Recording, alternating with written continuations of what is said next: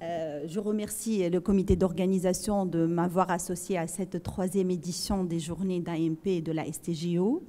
De ma part, je vais parler de l'intégrité de l'ADN qui est une suite du raisonnement sur la nécrozoospermie. On va parler d'apoptose, de mort programmée, donc de nécrozoospermie. Mais c'est l'étape pré-nécrozoospermie. Alors, quelle valeur diagnostique et quelle valeur pronostique pour vos conduites à vous? Alors, qui dit intégrité de l'ADN dit qualité nucléaire du spermatozoïde, qui est un élément, comme vous le savez, déterminant dans le processus de fécondation et de développement embryonnaire. Alors, pour commencer, un petit rappel physiologique. Il faut savoir que le noyau du spermatozoïde est fait d'un patrimoine génétique et d'un état chromatinien. Cet état chromatinien qui va protéger le noyau ou qui va protéger le patrimoine génétique tout au long du transit du spermatozoïde dans les voies génitales et jusqu'à l'ovocyte. Donc, au cours de la spermiogénèse, on assiste à un remodelage, à une compaction de la chromatine spermatique qui va protéger les gènes, l'ADN, qui va protéger donc le patrimoine génétique. Au cours de ce spermiogénèse, on assiste à un remodelage qui va concerner la composition protéique. Donc, on va assister à un changement ou à un remplacement des histones par des protamines. Ça passe par une période de transition au cours de laquelle il y a une réparation donc, de l'ADN. Et après, une fois c'est protaminé, on n'a que des protamines. L'ADN est complètement, ou le complexe nucléoprotéique est complètement compact. Il n'y aura pas de réplication, mais il y a un pouvoir correcteur sur l'ADN. Alors, ce même processus se continue au niveau de l'épididyme et on a une augmentation et un renforcement de cet empaquetage au niveau de l'épididyme avec une stabilisation finale au niveau de l'éjaculat grâce au zinc. Le zinc est un élément important dans cette stabilisation et cette protection qui s'ajoute au niveau du sperme. Donc on aura un spermatozoïde qui a un noyau 6 fois plus dense qu'une cellule somatique, mais qui reste hétérogène et variable, et tout dépend de l'intégrité de ce complexe ADN, protéine ou protamine au stade de spermatozoïde. Alors, tout ce système est contrôlé par un système qualité qu'on appelle l'apoptose. Cette apoptose qui vient réguler, éliminer les cellules anormales, notamment les anomalies chromosomiques. Et ce phénomène de l'apoptose, il est dirigé par des enzymes qu'on appelle les endonucléases.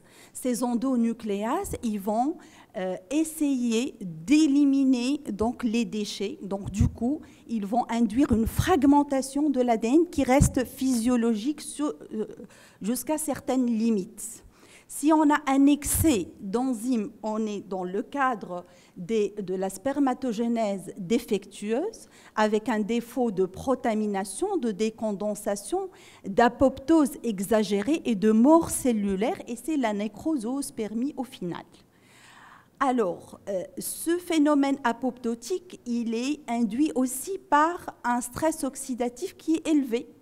Donc, toutes les conditions où on se retrouve avec un stress oxydatif élevé, tels que le tabac, le tabagisme, l'exposition professionnelle, les polluants, l'exposition à la chaleur, ou bien l'exposition aux irradiations et attention au téléphone mobile, et aussi les infections. L'âge aussi, ça amorce ce phénomène apoptotique et la dégradation et les dégâts au niveau de l'ADN. Alors, ces dégâts au niveau de l'ADN spermatique, s'ils seront réparés par le pouvoir réparateur de l'ovocyte, on aura un embryon normal et on aura une naissance. Sinon, si les dégâts sont dépassés et si le phénomène de réparation est dépassé et on a des dégâts de l'ADN qui sont irréparables, on est dans les défauts de développement embryonnaire, on est dans les fausses couches à répétition, dans les échecs de développement et d'implantation, et aussi dans les anomalies de la descendance, puisque c'est un phénomène qui reste pro-mutagène. Alors, vous avez déjà vu comment ça se passe sur le plan physiologique. Alors, quel impact de ces dégâts de l'ADN sur la fertilité? L'impact sur la fertilité a été très bien démontré sur le modèle animal et sur le modèle de dents d'ovocytes, afin d'éviter tous les facteurs confondants pouvant interférer avec donc, la fertilité du couple. Donc, sur le modèle animal et chez des souris pour lesquelles on avait induit une fragmentation de l'ADN par des cycles de congélation et de décongélation de sperme successifs, le niveau de fragmentation, il est élevé pour certains cas à 70% d'ADN fragmenté, et dans ces groupes-là, il n'y a aucune grossesse ni naissance ne s'est produite dans le groupe avec lequel on a fait la FIV ou l'ICSI avec du sperme totalement ou presque totalement fragmenté, où il est à 85%, je pense, leur cut-off. Pour les souris pour lesquelles il y a une partie de l'ADN qui reste intacte, les cycles de FIV marchent beaucoup mieux que les cycles d'ICSI. Pour le modèle du don d'ovocytes, donc là, c'est des ovocytes de donneuses. Le sperme ou les conjoints ont été répartis en 3 groupes. Donc un groupe où l'âge est inférieur à 39 ans, une deuxième tranche d'âge entre 49 et 49 ans et au-delà de 50 ans. On voit que le niveau de fragmentation de l'ADN dans la tranche d'âge au-delà de 50 ans reste élevé de manière significative comparativement aux 2 autres groupes. Et si on regarde donc les résultats des cycles d'ICSI associés avec du PGTA à la recherche d'aneuploïdie, on trouve qu'il y a un impact sur le développement au stade blastocyste, donc la blastulation qui est en jaune, et sur le taux d'aneuploïdie qui s'élève dans le groupe des sujets âgés ou au-delà de 50 ans qui ont une ADN fragmentée qui est de l'ordre qui dépasse les 75% de taux d'aneuploïdie. Alors, pour finir sur ce point, intégrité de l'ADN et valeur diagnostique, la valeur diagnostique est là.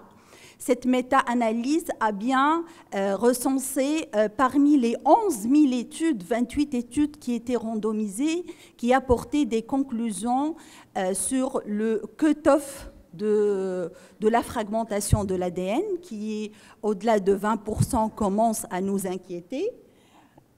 Ils ont trouvé que sur les 2883 hommes infertiles, il y a une augmentation presque de 2 fois la valeur de la fragmentation de l'ADN relativement à 1294 hommes fertiles. Donc il y a un impact sur la fertilité, certes. Nous, on est resté sur l'exploration classique depuis X temps, le spermogramme, le spermocytogramme. On n'a pas avancé sur certains marqueurs tels que la fragmentation de l'ADN. Donc pour certains, ils gardent dans leur tête que c'est la seule exploration qui peut se faire dans le cadre de l'infertilité masculine. Cette plaque, c'était ma dernière plaque de la présentation que j'avais présentée en 2015. On commençait à faire la fragmentation de l'ADN pour les patients et on voulait avancer sur ce test comme marqueur de la fertilité, mais la conclusion était qu'on n'a pas de recommandation, il n'y a pas encore de niveau de preuve pour avancer sur ce test. Malgré ça, nous et d'autres équipes ont avancer sur cette exploration. On le fait dans des cadres bien ou des cas bien déterminés, comme ce que dit Guidelines. Il y a plusieurs groupes qui se sont mis à bosser sur la thématique et donc leur avis était partagé par rapport à la mise en place de manière routinière de ce test. Donc pratiquement la majorité en dit non pour l'analyse systématique de la fragmentation de l'ADN, mais il y a un seul groupe, c'est la STM, qui avait un avis favorable par rapport à la mise en place en routine de ce test. Ça reste des indications limitées aux infertilités inexpliquées, aux échecs d'AMP, aux échecs d'implantation, aux fausses couches à répétition pour l'ASRM. Ce qui est bien, c'est que l'OMS a avancé. Et la 6e édition de 2021 a bien décrit une bonne partie sur les explorations avancées et là, elle a décrit les tests qui peuvent être prescrits dans le diagnostic d'infertilité masculine. Parmi ces tests, il y a le test tunnel, donc la méthodologie est bien décrite dans le manuel de l'OMS. Cette méthode permet de quantifier l'incorporation des nucléotides marqués au niveau des extrémités libres OH de l'ADN. Donc ça permet de marquer les brèches au niveau de l'ADN. C'est la technique qu'on utilise. Donc la cytométrie pour la lecture est plus efficace que la microscopie à fluorescence. Et en plus, en termes de temps, c'est moins chronophage. Donc je vous conseille la cytométrie pour cette technique.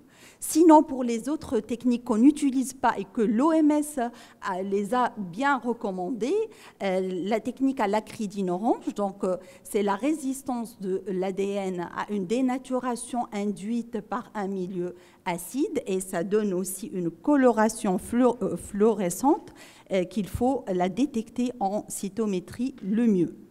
Troisième test, c'est le COMET ou l'électrophorèse des spermatozoïdes lysés en milieu fortement alcalin. Le problème de ce test, c'est que ce traitement alcalin pourrait artificiellement dégrader l'ADN et induire une surestimation de la fragmentation. Quatrième test qui est adopté par beaucoup de laboratoires d'analyse surtout parce que ça utilise de la microscopie optique, c'est plus accessible comme test et ce test permet donc d'étudier la dénaturation et la dispersion de la chromatine du spermatozoïde. Donc les halos larges, c'est les spermatozoïdes de qualité et les halos qui sont petits, c'est les spermatozoïdes qui sont défectueux. Donc là, voilà, donc plus le halo est large, plus on est dans le versant normal. Le spermatozoïde, il est intact. Voilà donc pour résumer, 4 tests recommandés. Il y a d'autres tests, mais les tests les plus courants sont les suivants. Le seul problème, c'est les cut-offs. Donc l'OMS n'a pas défini les cut-offs. Chaque laboratoire doit définir ses cut-offs pour justement avoir la valeur diagnostique et la valeur pronostique du test. Pour le tunnel, la fourchette est plus étroite que les autres tests. Donc les valeurs sont aux alentours de 14 à 17%. Pour le SCSA, on est de 20 à 25%. Toujours la fourchette, elle est petite. C'est des tests directs, ces 2 premiers tests. Les 2 autres tests, c'est des tests indirects et la fourchette, elle est large. Donc, par exemple, pour le COMET, on a des chiffres de 4 à 74%. Le cut-off, il est soit de 26% pour certains, soit de 50% pour d'autres. Voilà, donc il y a un problème d'établissement de ce cut-off par rapport à ces tests. Il faut maîtriser la technique après faire des contrôles interlaboratoires pour justement définir le bon cut-off dans la population tunisienne. Il faut qu'on s'y mette, mes chers collègues biologistes, pour établir le cut-off national. Alors, les limites techniques de ces tests-là, c'est la concentration. Donc, il nous faut un minimum de 1 million de spermatozoïdes pour pouvoir étudier le maximum de cellules et établir le pourcentage. Il faut aussi avoir un minimum de vitalité. Donc le cutoff, il est à 30%. Par moment, on reçoit des prescriptions pour des nécroses au sperme. Donc la mort cellulaire est là et on demande de faire la fragmentation dessus. C'est normal qu'on n'aura pas de valeur à annoncer parce que ça sera du 100% d'ADN fragmenté. Donc on a réquisitionné beaucoup de prescriptions. Donc, pour finir avec ces tests, avec le test de fragmentation de l'ADN, il faut étudier les paramètres spermatiques. Comme j'ai dit, par exemple, la vitalité est indispensable pour aller faire la fragmentation de l'ADN. Aussi, le nombre de leucocytes au niveau de l'éjaculat est très important parce que si on a des signes d'infection, on ne peut pas aller chercher le taux de fragmentation avec un sperme infecté. Il y a aussi la condensation de la chromatine. C'est parmi les tests qui doivent accompagner la fragmentation de l'ADN pour pouvoir émettre des conclusions. Le stress oxydatif, comme c'est le facteur qui amorce l'apoptose, qui amorce cette fragmentation, donc on ne peut pas se prononcer sur un pronostic sans savoir s'il y a déjà du stress oxydatif ou pas. Voilà, donc il faut vraiment compléter ce test par d'autres analyses pour pouvoir conclure.